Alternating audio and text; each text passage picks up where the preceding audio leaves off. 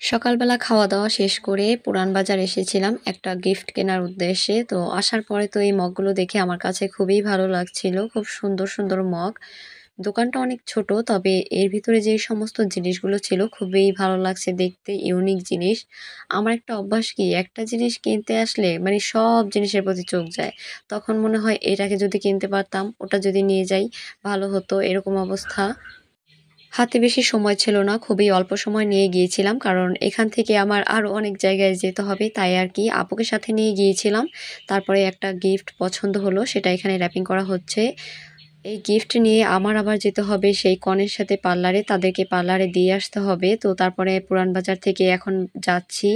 ভেবেছিলাম যে বাসায় যাব। বাসায় যাওয়ার পরে রেডি-সেডি হয়ে তারপরে যাব তাদেরকে দিয়ে আসতে। কিন্তু আ দেখতে, দেখতে মানে এতটা লেট হয়ে গিয়েছিল। তারপরে আমি আর বাসায় যেতে পারিনি। আপুকে গিফট নিয়ে বাসায় পাঠিয়ে দিয়েছিলাম। তারপরে আমি কনেকে এখানে পার্লারে দিয়ে তারপরে এবার বাসায় যাচ্ছি। গিয়ে আবার আমার রেডি হতে হবে, কত মানে কাজ। তাই আরকি লেট হয়ে যায়। সময়ের সাথে আসলে পারা যায় না। তো রেডি-সেডি হয়ে আবার তাদের বাসার উদ্দেশ্যে রওনা হয়েছি। আর ভিডিও নিতে পারিনি ব্যস্ততার কারণে। আবার হয়েছিল কি, বাসার পাশে একজন প্রতিবেশী মারা গিয়েছিল। তো সেটা শুনেছি, খুবই খারাপ লাগছিল। কিন্তু কি আর করার, সময়ের সাথে তো চলতেই হবে। তো অনেক রোদ ছিল বাইরে, ওয়েদারটা ভালো ছিল, তবে মানে অনেক রোদ ছিল, গরম। তো আমি আর আমার ভাগ্নি এখন যাচ্ছি। প্রথমেই আমরা যাওয়ার পরে কনের সাথে দেখা করেছিলাম। কারণ পরে তো ভিড় হয়, মানুষের কারণে কথা বলা যায় না, দেখাও করা যায় না। তো প্রথমেই এই কনের সাথে দেখা করেছি। মাশাআল্লাহ অনেক সুন্দর লাগছিল, ছোট্ট বউ, অনেক কিউট লাগছিল। এখানে পাশে ছিল কনের বোন, মানে ফুফাতো বোন ছিল।